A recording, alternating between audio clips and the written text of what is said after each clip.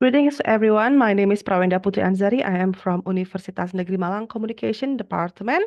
And at this moment, I will present about my research paper. The main title is Sentiment Discourse Analysis or SDA of Public Expression on the Kanjuruhan Tragedy Usut Tuntas. So as we know, the Kanjuruhan tragedy on 1st October 2022 was the second deadliest football disaster in the history. More than 200 people lost their lives in this deadly incident. And the Union of European Football Association also expressed their condolences by observing a moment of silence at their league match. And this tragedy sparked a social movement and also digital activism through the hashtag Usutuntas in social media and also in offline or real life. So they use Usutuntas hashtag. It first circulated on social media platforms such as Facebook, Instagram, and also Twitter. And by that time being, the public, they were so frustrated with the lack of clarity regarding the case, and they repeatedly took the streets to demand thorough investigation into the Kanjuruhan tragedy from October 2022 until around early 2023. And actually, it is still happening until right now in Malang City and Malang region. So, people in Malang and its surrounding express their feelings through posters, banners, and even graffiti on walls. So the research question for my paper is there are two main questions. The first one is how the public sentiments expressed in the text of protest posters. And then the second one, how do these sentiments shape the overall narrative about the Kanjuruhan event in the eyes of the public? So I will try to analyze the text with SDA or sentiment discourse analysis. SDA is an approach that combines sentiment analysis with discourse analysis to understand how emotions and attitudes are expressed in the text and how they shape and are influenced by broader social and political context. And the SDA approach also examines how these emotions are constructed, distributed, and used to support or oppose specific narrative. There are three main components of sentiment discourse analysis. The first one is a sentiment identification, where we try to identifying emotions and attitudes in the text, such as anger, grief, and also demand of justice.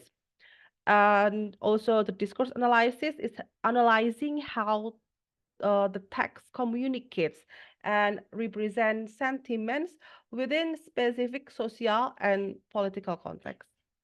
For the sentiment contextualization, we try to understand how the sentiments are influenced by and influence power structures, ideologies, and also social norms.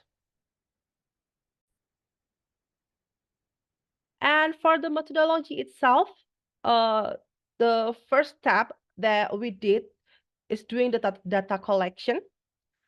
The data sources, we collect text from protest banners, graffiti on walls in area Malang City and also Malang region, I'm sorry.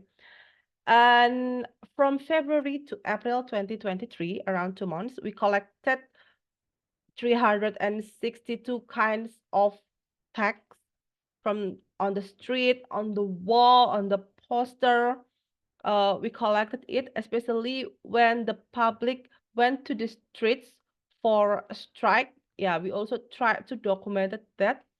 And we use representative sampling technique to ensure various perspectives are included in the analysis.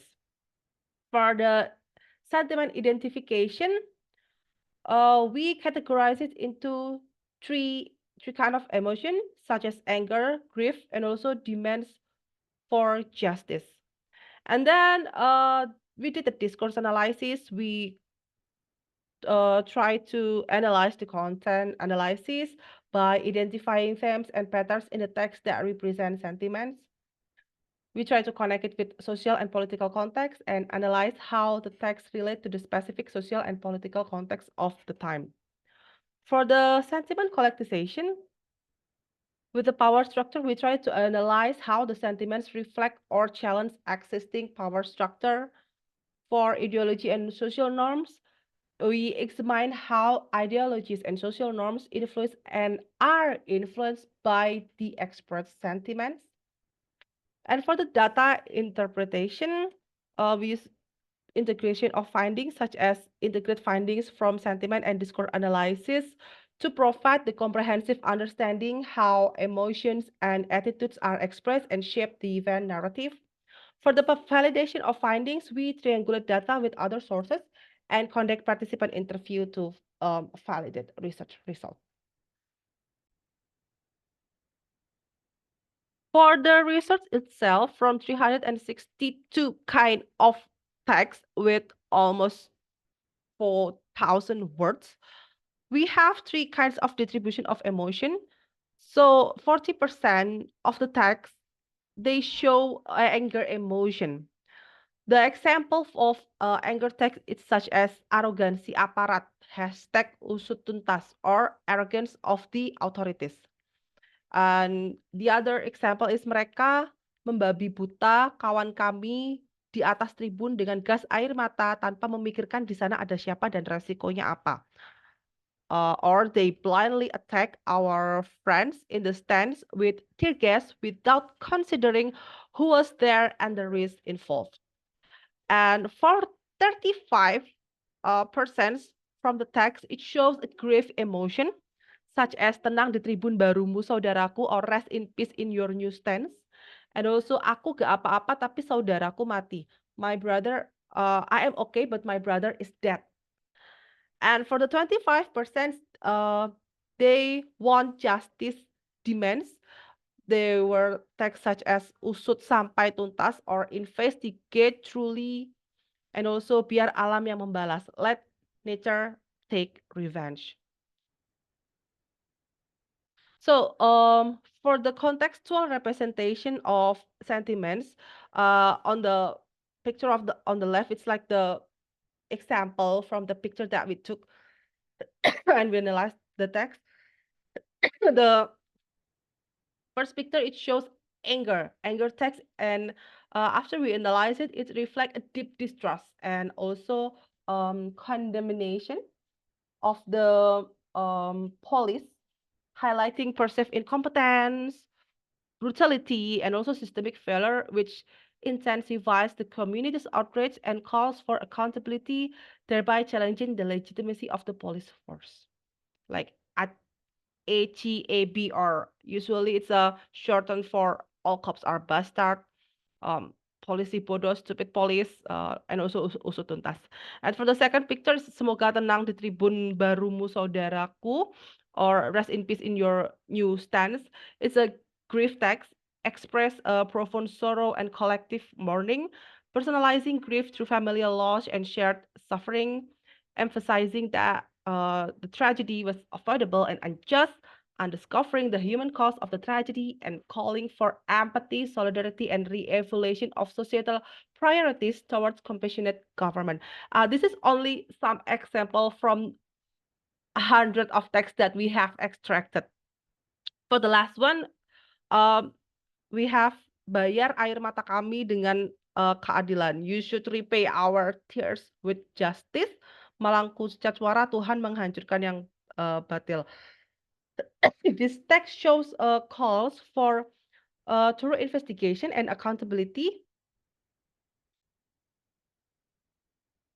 reinforcing the need for transparency and systemic change, and it emphasized persistence in the pursuit of truth and also justice.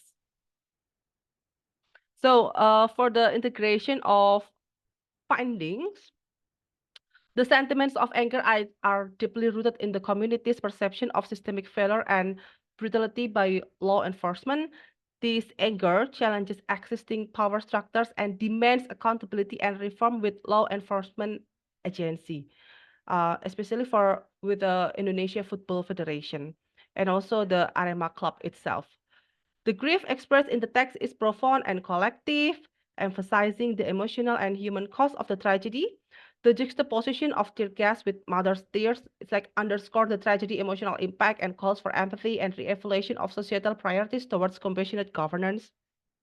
And the last one, the calls of justice are persistent and resolute, reflecting the community's determination to achieve transparency, accountability, and systemic change. These demands challenge the authorities to act justly and transparently, and ensuring that the truth is revealed and that similar tragedies are prevented in the future. So, all of that result, it's like created a whole public narrative with the social, economic, and also the ideology, and the public narrative itself, shaped by these sentiments, presents a powerful and also a coherent story of a community's response to a tragic event, such as they blame the authorities because the dominant theme in the expression of anger itself is the blame, especially with the police, since all of us acknowledge that the police caused that by the tear gas, and also for the law enforcement. Community perceive that the police is having a failed in their main duty to protect the civic, instead contributing to the tragedy through incompetence and also brutality. And the anger text narrative is called for accountability and also systemic reform. For the expression of grief and solidarity itself, the narrative of grief is one of a collective mourning and solidarity through Aremania or fans of Arema, and the community shared sorrow and personal losses are emphasized, creating a strong sense of unity and collective memory. And this grief narrative calls for empathy, and also they highlights the need for compassionate response from authorities and society. The last one for demands for justice. The narrative of justice is one of the persistent demands for truth, transparency, and accountability. The community and also Aremania, the insistence on thorough investigation and justice reflects, especially using hashtag usut tuntas. They want like the narrative, the usut tuntas hashtag. It's like challenges the status quo and demands that authorities uphold principles of justice and also transparency. So, together, these narratives create a powerful and unified public discourse that not only seeks to address the immediate tragedy, but also aims to bring about long-term societal and systemic changes.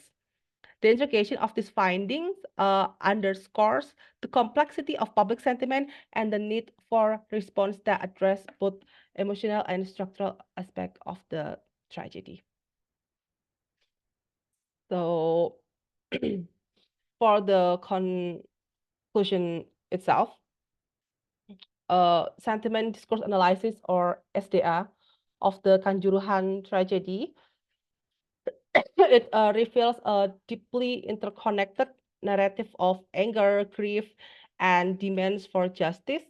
The expression of anger highlight distrust and condemnation of law enforcement, seen as brutal and incompetent. Meanwhile, the collecting grief emphasized the human cause, fostering solidarity and a call for compassionate governance, and the persistent justice demands stress the need for transparency, accountability, and systemic change. And together, these sentiments construct a powerful public narrative that not only addresses the immediate impacts of the tragedy, but also calls for long-term reform and justice. And up to date, as a Malang citizen, we are still hoping that the government and also the law will continue this tragedy, because I think the Usut Tuntas hashtag is not done yet. We still have a lot of work to do. Um, so that was all. Thank you very much. That was my presentation.